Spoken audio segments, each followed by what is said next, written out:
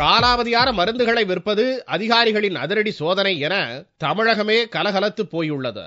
தவறு செய்யாத மருந்து வர்த்தக நிறுவனங்களில் சோதனை நடத்தப்படுவதால் பிரச்சனை எழுவதாக தமிழ்நாடு மருந்து வணிகர்கள் சங்கம் தெரிவித்துள்ளது.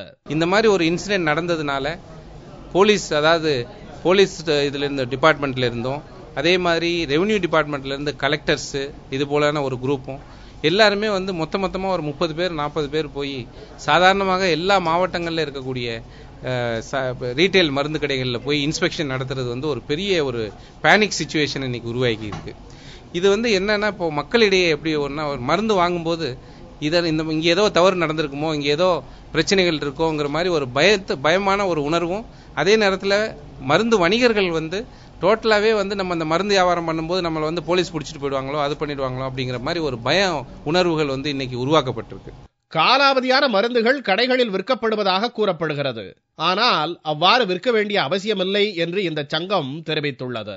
காலாவதியான மருந்துகளை மருந்து வியாபாரிகள் விற்க வேண்டிய அவசியமே இல்லை. காரணம், எவ்வளவு மருந்து காலாவதி ஆனாலும் அதை முறையா அந்த விநியோகிஸ்தர் மூலமாக அந்த தயாரிப்பாளருக்கு அனுப்புனா மொத்தமாவே அவங்களுக்கு ரீப்ளேஸ்மெண்ட் கிடைச்சிருது.